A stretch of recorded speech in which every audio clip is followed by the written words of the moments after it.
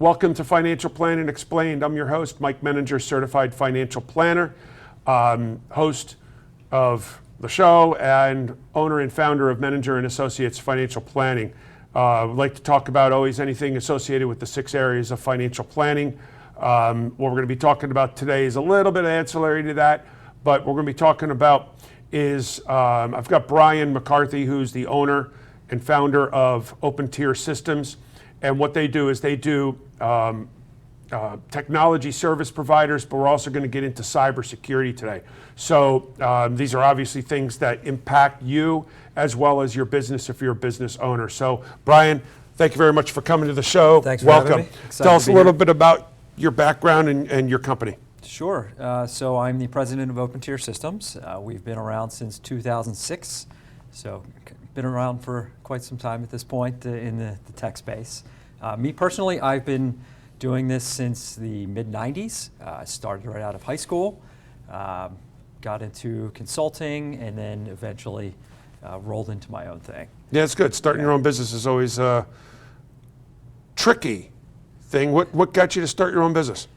I wasn't looking to start my own business. It just kind of happened. I had some associates who reached out to me, said they had some IT needs, asked if I could help after hours, and just kind of grew from there. 4 hours a month turned into a full-time gig with 10 employees at this point. Well, that's a beautiful thing. You know what? Yeah. That's how a lot of us start their own business. It's remarkable. It's scary at first, isn't it? Did you find it to be scary at first? For me, it was a low-risk type situation. I was young, didn't have a wife, no kids, no mortgage, so it was, hey, let's just do this now. If it works, great. If it doesn't work, I can get back into working for somebody else. And you're right. Wait, no wife, no kids? That means plenty of money. It seems to go hand in hand. It was a little thin, but bootstrapped it. So. Yeah, that's good. Good for you. Congratulations on building a successful business. I'm happy for you. Thank you. So tell me more about what you guys do. You guys mostly do technical, technology service providers. Now, I know what that is because I actually shared an office subleasing from a client of mine who did that. But for the purpose of the viewers, tell me what you guys do. Yeah, so we're a technology service provider. We work with businesses from one home office user up to about 100 users. Call them users, probably we should just call them people. It's...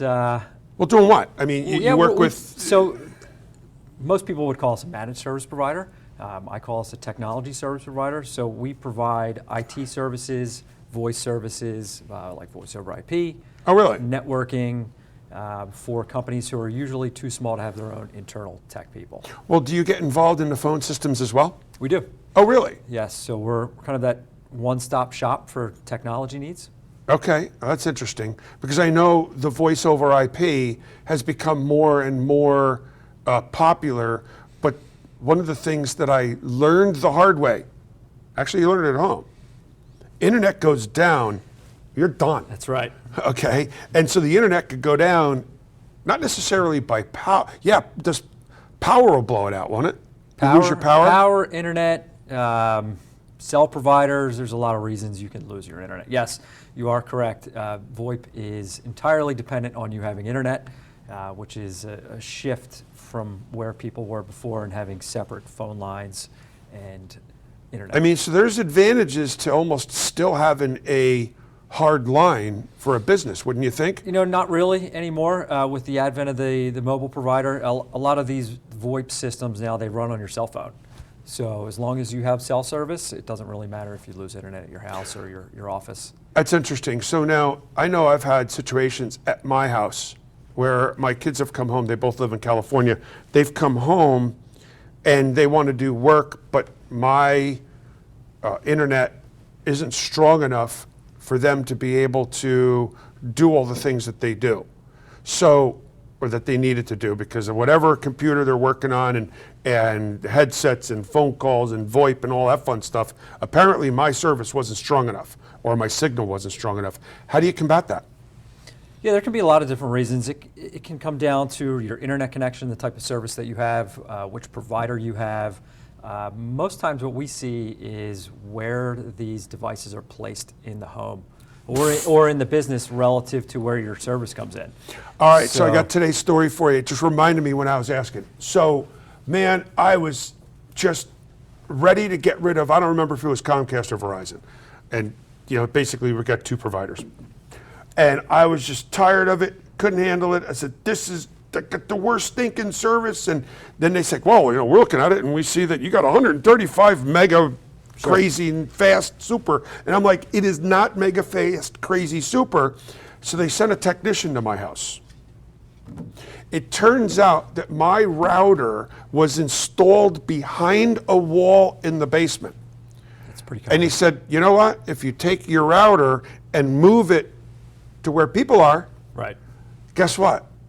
Everything It just starts worked. working. Yes. Started working. It's pretty common in older buildings that have thick walls, so a lot of that is just the placement of the wireless device relative to where your computers are. Well, but then you also have boosters, right? Boosters, yeah, we call them bridges, or there's a whole bunch of different ways you can actually improve your signal. Okay, so when you're doing a design for a particular company, I imagine you have to first find out what their provider is, figure out how strong of a signal. Are they all basically the same? Comcast, Verizon, or whatever there are out there, or are they vastly different? They're different. Around here, it's Comcast and Verizon. They're the two main providers. Right. They're slightly different technically as far as how that service is delivered. Verizon is all FiOS, so it's fiber optic. Right. And Comcast still comes in on copper On lines. cable. Okay, Yes. so which is better? Today, I prefer Verizon. Okay. You ask me next week, maybe I'll talk about Comcast again. What about fiber optics? I mean, we're not here to bash Verizon or Sure. Comcast. I really want to talk about, I think we can all bash both of them because we've all had our problems. Any given moment, sure. Right. Yeah. So what about fiber optics? Absolutely, yeah, that's where it's going. So there's a big shift from copper into fiber optics. We're still in kind of that build-out phase from an infrastructure standpoint where things are still moving to the fiber. Verizon seems to have a head start because they just wholesale replaced their copper infrastructure with fiber. Really? Yeah. I thought you said that remember DSL. Is that what? DSL, Okay. So, that's the old copper infrastructure. right, okay. Now, I thought, there was another provider that was doing all of the fiber all years. I guess I'm going back 10 years. Who is the main provider that, was it Sprint? No, not Sprint. One of them was they were coming up with all of the fiber optics, and it seemingly they disappeared. But I thought that infrastructure was already mostly in place. Not sure necessarily who you're referring to. About 10 years ago, at this point, Verizon has most of the fiber infrastructure in this area, and Okay. Comcast is still running it over their coax lines Okay. to come in for their TV service. But is fiber best? I believe so.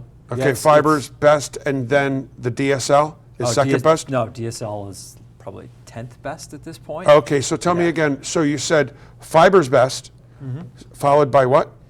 Comcast and their coax service. Okay. There's a lot of wireless options now as well. Yes, With okay. 5G is becoming more So common. while we're on that, so tell me about, is there a big difference between, and we're not here to talk about phone providers, but you keep telling me things and it's asking me questions, and I Sure. got to imagine, if I am asking a question, the viewer might be asking the same question. course. And again, it's all about providing an educational experience to the viewer. So how do you know what cell phone service to get? Because I hope you're familiar with it enough, because I only look at it as, I want a cell phone service that absolutely works really well where I'm going to be most of the time. That is home, office, and potentially traveling in that area where I'm at. Are there reasons why one provider is better than another otherwise? For the consumer who's selecting a cell provider, it usually comes down to price. Okay, so it doesn't matter. Their service is going to be the same regardless of whether it's AT&T or Verizon or Sprint or T-Mobile, is it? It's splitting hairs at this point. I mean, their infrastructures are pretty comparable. Are they all sharing towers? Is that what it is? They or? do sublease towers, so they do share towers as well. So there are some kind of underneath providers who are providing that infrastructure to these carriers. Okay, so we went off topic. Yep. Circle back around. So what you do is you help companies with their technology solutions. So their technology solutions can be in a lot of different ways. It's either selecting the right computer for their needs, Correct. right? You monitor their devices too, right? We do. We monitor the health. We make sure that they stay updated from a security perspective. And we're tied into these computers so that we're looking at them every Okay. day. Yeah, so that's what I remember what the other guy had done. So you have some type of software that's installed in all of the computers, and you have access to that software which is monitoring the device, correct? Absolutely. Yeah, we call it an agent. That agent sits on the computer, and it is communicating with the computer and all the different services and back to our service desk so that we're constantly jacked into what's happening there. So what does it monitor? Does it monitor the software on the device, or does it monitor the hardware on the device, or does it monitor all of it? Both, and it's not just one agent anymore. Now we have 3 of them that we put on there. Some of it is security software, some of it's health monitoring, some of it's doing updates. So all of these systems, they work together to keep us in the loop as far as what's going on and what could be coming down the pike. So when I get these emails that say, or don't even get the emails half the time, all of a sudden I wake up in the morning and apparently Windows did an update overnight. Usually Tuesdays. Do they oh, really? Patch Tuesday. I did not know that. Yeah. Now what, Tuesday, like Monday night, I go to bed, Tuesday morning I come up and it's a Windows update? Usually it's Wednesdays you realize that something happened. Oh, so it's Tuesday night? Yeah. Okay, all right, that's fine. So. Good to know. I did not know that. What, like 2 o'clock in the morning or some ridiculous time like that? Random times. Depends on when your computer's going to pull the updates down from Microsoft. So does your software that's in the computers, does it monitor when updates need to be done? It actually controls that so that we control the patch cycle Okay. on the computers. Interesting. So we actually delay it until Fridays so that if something does happen, you're not dealing with it during the business week. Okay. Okay, yeah, I know. I've got a computer that is slow to boot, and it's annoying whenever it does an update. It takes forever, and I Yep. wish it would do it at night. You can control that. You just have to change a few settings in Windows. We can help. Full disclosure for the viewers, I'm a technology backwards idiot. I know how to turn on the computer, and I know how to operate the software that I need to know how to operate. And to be perfectly honest with you, I don't want to know more than that. And most people don't. You know, they just want to do the job that they're trying to do, which is not fiddle with their tech. You're that's where absolutely we come in. correct. And so it is remarkable, as much as we all complain and gripe about the computers, how much we've all come to rely on them. And, you know, perfect example, lost internet in the office. We were dead in the water. Sure. My goodness. I mean, like, what do I do now? I can't access anything. Okay, well, I say, but I mean, I can't do anything. So therefore, if I lost my computer in its entirety, that would really be a problem. So I got to imagine that staying ahead of the curve is certainly a whole lot more efficient. Yeah, as much as you can. I mean, there's always going to be what we call single points of failure. You can't prevent everything from failing, and we try to get ahead of that as much as possible. You know, to your point about the internet going down, we've been putting in a lot of redundant internet connections, where you would have 2 internet connections. Really? So that if you lost one for a period of time, the other one picks up the slack. Really? How do you pick up a second internet connection? Does that mean I have to go to Comcast and Verizon and pay? Potentially, or you can go to Verizon and a wireless provider, and so that you have a wireless backup instead of 2 cabled. Is there a connections. cost for that? There is. Additional- There So, is. but is the cost the same as the first one? Or is there like? Not always. It depends on how you set up the redundant connection and whether it's a not total need. In other words, do you need the full speed of the first connection, or can you live with like a slightly slower connection as a backup? Well, I'd rather have a slower connection than a Sure, lower you know, and that connection. goes into the cost. So if you need to be full speed, no matter what, then yeah, sure, you're going to pay double. Right. You know, if you can live on a slower internet connection, then sure, you can save some money on that backup and not pay as much as Fair the enough. primary connection. Fair enough, and I would imagine it's based on the number of devices that you have in a particular office environment, et cetera. Sure, and your business, you know, depending on your case. Now, building networks, do you do that too? We do. Okay, so that gives me the ability to share access and everything else, all of the other people in my group, if you will. Correct. Yeah, so we focus on the walls in. So once Comcast or Verizon brings their connection in, we would supply all of the hardware and gear that you would need to interface with Comcast or Verizon. Okay, but what about with each other? With each other, yes, switches, routers, firewalls, wireless, printers, computers, servers. Okay. The whole Okay. kit and caboodle. Okay, good. We're up against break already, if you can believe that. I cannot. It goes fast. Sure does. We will be back with you in just a few moments. When we return from break, we're going to talk a little bit more about cybersecurity and some of the things that really should be done to prevent catastrophic events. So please be back with you in just a few moments. Have you saved enough for retirement? Are you financially prepared for an emergency or unexpected event? Have you thought about your financial future? Hi, I'm Mike Menninger, founder of Menninger & Associates Financial Planning. For over 20 years, we have been answering our clients' questions just like these as we develop unique and comprehensive financial plans tailored to meet their needs. When addressing your financial plan, we incorporate your entire financial picture, including taxes, estate planning, as well as investment planning and retirement planning.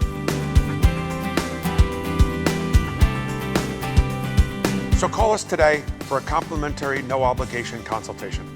A unique approach to financial planning.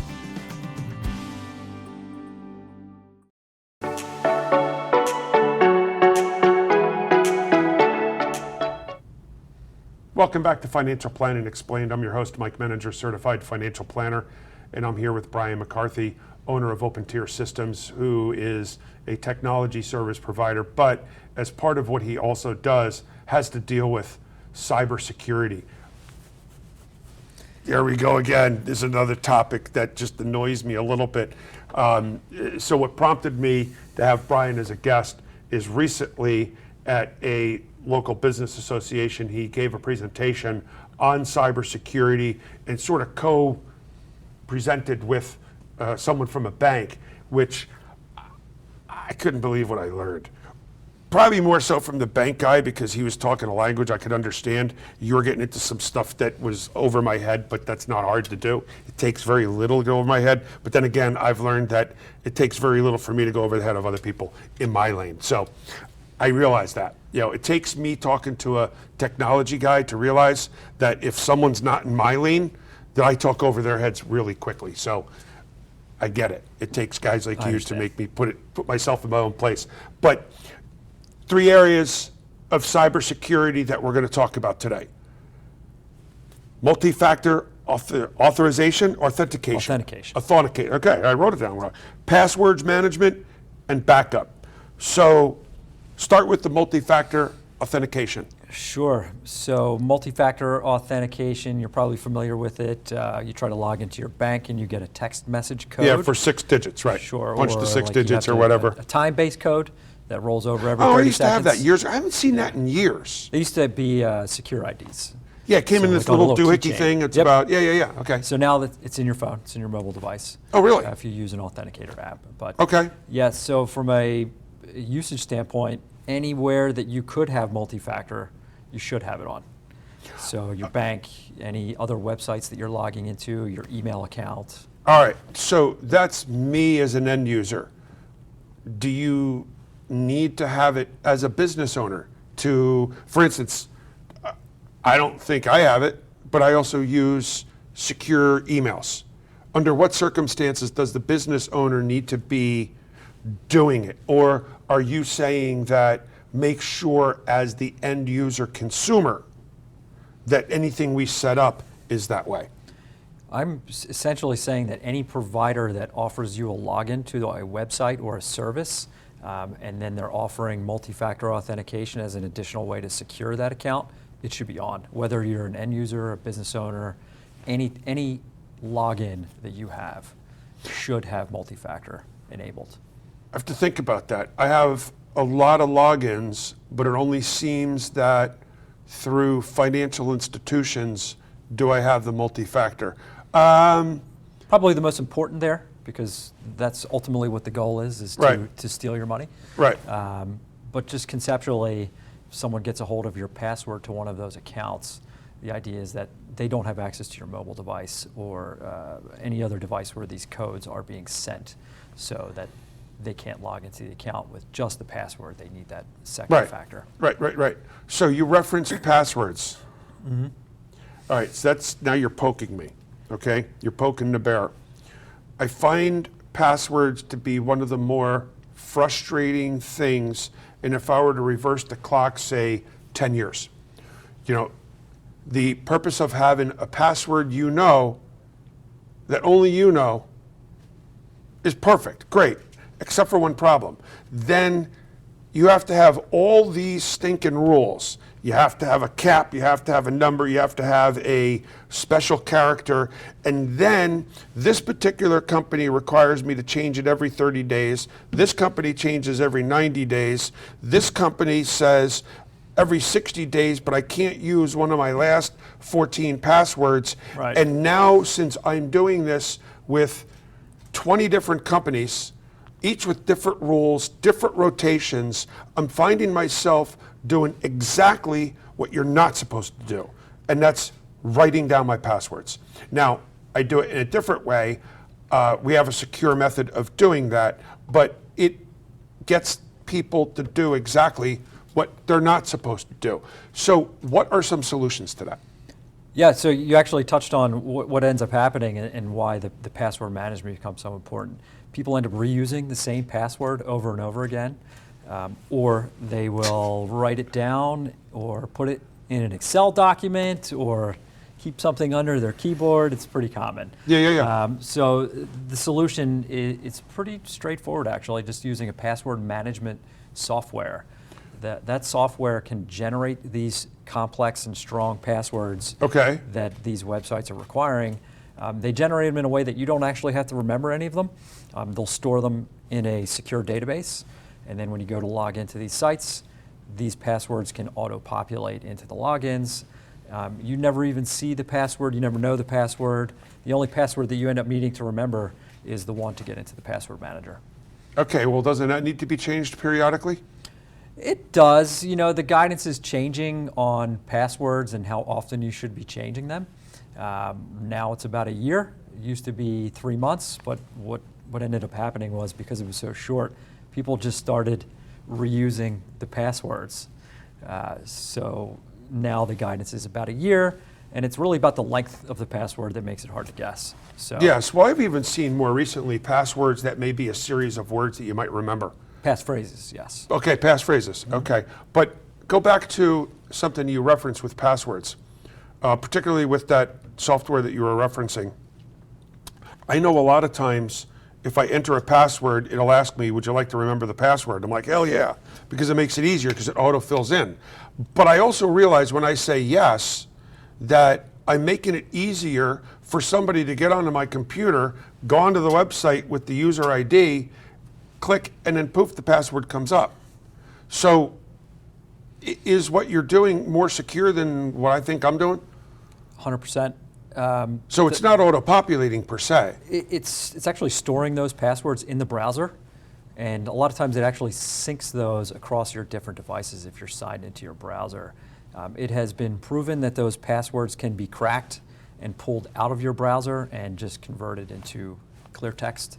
So you should absolutely not be storing your passwords in your browser. All right, so this doesn't store it in the browser. What you're saying is, oh, I see what you're saying, what I have been doing. Correct. Right, I figured that. Yeah. I'm sure because somebody asks, but tell me, what is the software that you use? What does it do? Yeah, so we actually use a software called Keeper. There's a number of these password managers, LastPass, OnePass, Bitwarden, there's tons of them. But they store the password in an encrypted database, and the only way to get it decrypted is by using that master password to get into the database. So that's the master key that you may want to make sure that you don't mess up. Do they Correct. make it really hard to do a password for that, or? So the one that I use is like 32 characters long. Right, okay. But I use a passphrase that's easy to remember and it's very long. Yeah, So- passphrase, okay. I could do one that's 26 plus 10. I could do one 36 Sure. just like that. Absolutely. A, B, C, D, E, F, G. Song lyric, book passage, any. Interesting. Yeah. Interesting. So last, backup. Yep. Tell me about backup. Well, none of these things are foolproof, and even like physical, like hard drive. Your hard drive can crash in your computer.